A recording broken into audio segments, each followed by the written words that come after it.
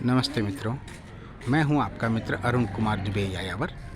और आज यायावरी करते हुए हम आप पहुंचे हैं जयपुर में निर्माण नगर में स्थित पद्मावती कॉलोनी ए स्थित श्री मंदिर राधा गोविंद देव जी।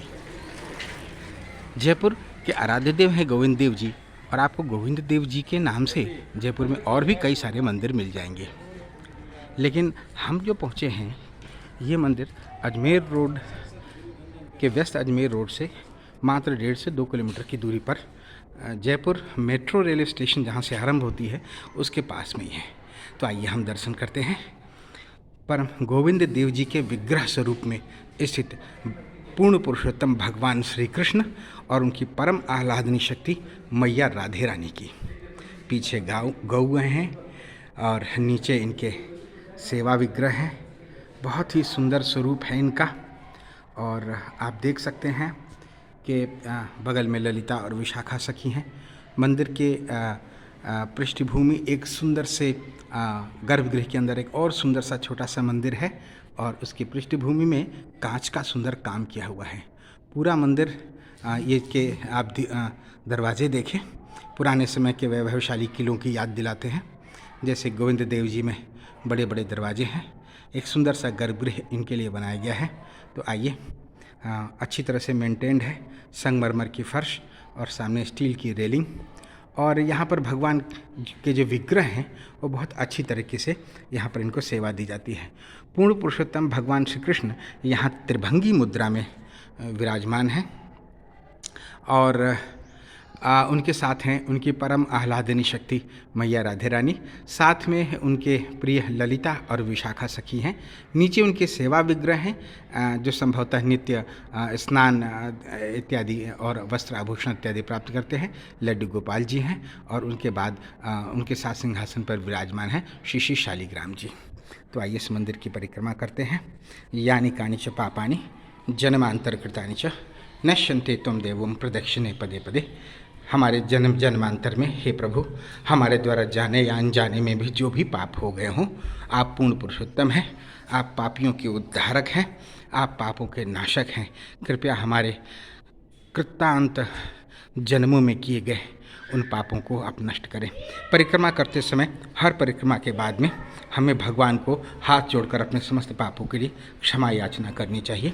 भगवान की परिक्रमा इतनी परम पवित्र है कि वैसे तो हमें जानबूझकर कोई पाप कर्म करना नहीं चाहिए, लेकिन यदि इस जगत के संचालन में हमसे जाने अनजाने में कोई पाप हो भी जाते हैं तो भी हमें निश्चित तौर पर अपने अपराधों के लिए भगवान से क्षमा मांगनी चाहिए।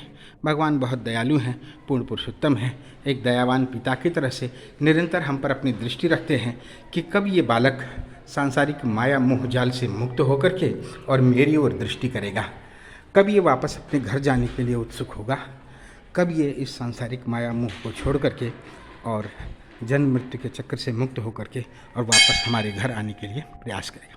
ये एक संभ्रांत कॉलोनी है, और निर्माण नगर ABCDE से लेकर F तक, और बीच में एक पद्मावती कॉलोनी है, रानी सती नगर है। और यहाँ पर प्रायः बहुत सारे उच्चाधिकारी, राजनेता और व्यवसायीगण यहाँ पर रहते हैं। तो यहाँ पर लोग अपने अपने श्रद्धा के अनुसार दर्शन करने के लिए आते हैं। यानि कानि च पापानि जन्मांतरकृतानि च नश्यन्ते त्वं देवं प्रदक्षिणे पदे पदे। इस प्रकार हमारी परिक्रमा पूरी हुई। परिक्रमा के पश्चात पुरुषों को साष्टांग दंडवत करना चाहिए, जिसमें जमीन पर दंड की भांति लेट करके सर्वप्रथम अपने गुरु के लिए प्रणाम मंत्र बोलना चाहिए। उसके बाद जो श्री विग्रह हैं उनके लिए अलग अलग प्रणाम मंत्र बोलना चाहिए। यहाँ पर हम बोलते हैं, कृष्णाय वासुदेवाय हरये परमात्मने प्रणत क्लेशनाशाय गोविंदाय नमो नमः। तप्त कांचन गौरांगी श्री राधे वृंदावनेश्वरी वृषभानुसुते देवी प्रणमामि हरिप्रिय। और उसके पश्चात समस्त वैष्णवों से क्षमा मांगनी चाहिए। अपने द्वारा जाने अनजाने में उनके प्रति किए गए अपराधों के लिए। वांछा कल्पतरुभ्यश्च कृपा सिंधुएव च पतितानां पावनेभ्यो वैष्णवेभ्यो नमो नमः। क्योंकि वैष्णव अत्यंत दयालु होते हैं और वैष्णव हमारे अपराधों को क्षमा करते हैं।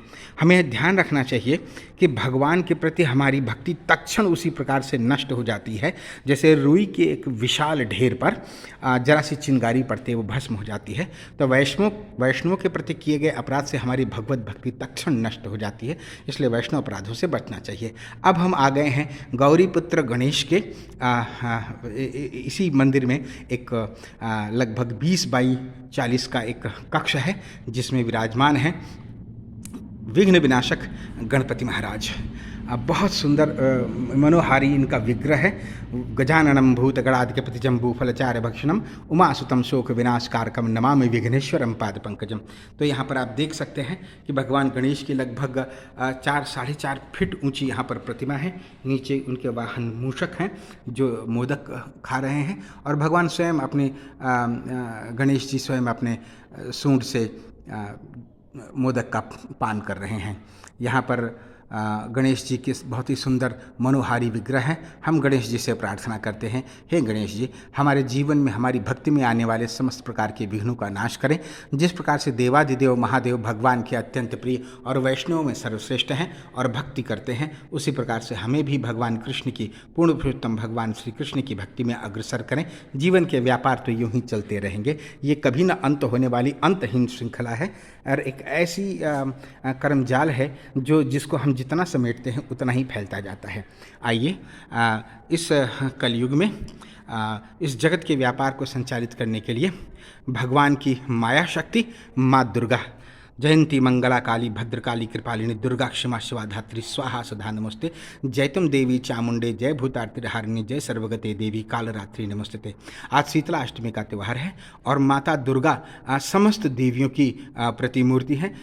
समस्त देवियों की तो क्या है, जगत में जितनी भी स्त्रियां हैं वो सब माता दुर्गा की ही अभिव्यक्ति हैं। दुर्गा सप्तशती में यह स्पष्ट रूप से कहा गया है कि जगत में जितनी भी स्त्री मूर्तियां हैं वो मेरी ही आंशिक अभिव्यक्तियां हैं। तो आज लोगों ने यहाँ ठंडे पकवानों का यहाँ पर भोग लगाया हुआ है। यहाँ पर केले का भोग लगा हुआ है माँ दुर्गा को।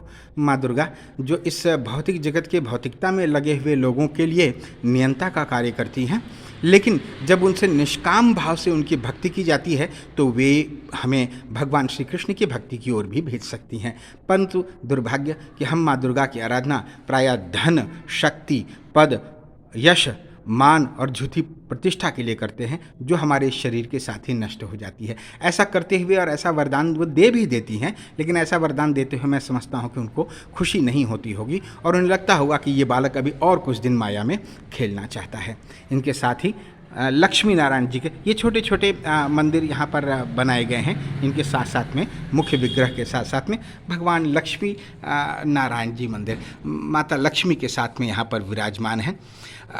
भगवान की मूर्ति जो है वो इतनी सुंदर है, भगवान की विग्रह इतने सुंदर हैं कि आप इन्हें देखते रह जाएंगे। हाथों में सुदर्शन चक्र, एक हाथ में शंख है, चक्र है और गदा है, पद्म है। नारायण की जो विग्रह हैं ये बड़े मनोहारी हैं। असंख्य वैकुंठ लोकों में नारायण का ये स्वरूप उनके अलग अलग हाथों में शंख चक्र और गदा पद्म के क्रम से अलग अलग पहचाने जाते हैं। भक्तों के जो उन्नत सीढ़ियाँ हैं, जब वो वहाँ पर जाएंगे तो नारायण के इन रूपों के रहस्य को वो जान पाएंगे। तो आइए भगवान नारायण और लक्ष्मी को हम प्रणाम करते हैं। भगवान नारायण, भगवान विष्णु जगत के पालक हैं और माता लक्ष्मी इस कार्य में उनकी सहायता प्रदान करती हैं। इसके अतिरिक्त हम यहाँ पर आगे चल करके देखते हैं तो मंदिर में प्रवेश करने के साथ में बाएं भाग में गणेश जी विराजमान हैं और दाएं भाग में मौजूद हैं, उपस्थित हैं, विराजमान हैं परम राम भक्त श्री श्री महावीर हनुमान जी। मनोजवम मारुतुल्य वेगम जितेंद्रियम बुद्धमतम वरिष्ठम वातात्मजतवानरयूथ मुख्यम श्री रामदूतम शरणम प्रपद्ये।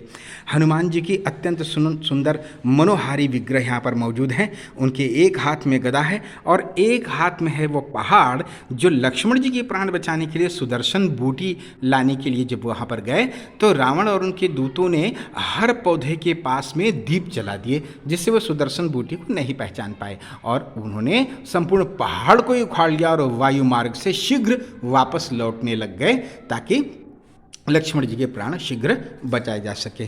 तो ऐसे हमारे संकटनाशक हैं। हमारे ऊपर भी पड़े हुए जो भारी पहाड़ हैं, चाहे वो माया के किसी भी स्वरूप में हो, वो ऋणी के रूप में हो, वो हमारे कर्म बंधन के रूप में हो, अथवा किसी भी प्रकार की भक्ति के बीच में जो बाधाएं हैं, उनको दूर करने के लिए हनुमान जी की हम आराधना करते हैं। और अब हम प्रवेश कर चुके हैं मंदिर के बाएं भाग में ही विराजित शिव परिवार की तरफ। देवाधिदेव महादेव जी की जय हो। नमामि शमीशाम निर्वाण रूपम विभुम व्यापकम ब्रह्मवेद स्वरूपम अजम निर्गुणम निर्विकल्पम निरीहम चिदाकाशमाकाशवास भजे हम। रावण जैसे महाज्ञानी ने भी भगवान की स्तुति में बहुत सुंदर प्रार्थनाएं करी हैं। जटाटवी गलत जल प्रवाह पावित स्थले गलेव लंब लंबिता भुजुंग तुंग मालिका डमट डमट डमट डमट डमन्यनाद वडमरियम चकार चंड तांडवम तनोतु नव शिवम। भगवान भोलेनाथ अत्यंत दयालु है। यहाँ भगवान का एक बहुत सुंदर श्री लिंग विग्रह है, जो नीचे के जो योनि आधार है उस पर विराजित हैं, और उनके गले में लिपटे हुए हैं नागराज। भगवान का ये विग्रह नीचे सुंदर से पीतल के आवरण द्वारा ढका हुआ है, इस पर ओम नमः शिवाय लिखा हुआ है, और उसके बाद संभवतः इसे चांदी से मढ़ा गया है। इसके साथ ही पृष्ठभाग में गणेश जी, सामने षडानन कार्तिकेय जी, नंदी महाराज भगवान की ओर देखते हुए, और जगतजननी माता पार्वती त्रिशूल और डमरू के साथ विराजत माता बहनें यहाँ पर आती हैं और श्रद्धा के साथ इनकी पूजा करती हैं। इस समय सायंकाल का समय है, आज शीतला अष्टमी का दिन है, तो माताएं दिन भर के कार्य करने के बाद शाम को धूप दीप आरती करने के लिए यहाँ पर उपस्थित हैं। तो इस प्रकार से हमने आज दर्शन किए निर्माण नगर अजमेर रोड पर निर्माण नगर तिराहे से जो सड़क मेट्रो स्टेशन की ओर जाती है, वहाँ से 1.5-2 किलोमीटर चलने के बाद पद्मावती कॉलोनी ए में स्थित श्री श्री राधा गोविंद देव मंदिर के। आपको इस मंदिर का दर्शन कैसा लगा कमेंट करके हमें आप अवश्य बताएंगे। हमारे अगले वीडियो का इंतज़ार कीजिएगा। मैं अशेष गोपाल दास या अरुण कुमार दुबे यायावर भविष्य में फिर आपको भूले बिसरे मंदिरों की श्रृंखला में फिर ऐसे ही मनोहारी विग्रह के दर्शन कराने के लिए फिर उपस्थित होऊंगा। तब तक स्वस्थ रहिए, आनंद से रहिए, प्रसन्न रहिए। हरे कृष्णा।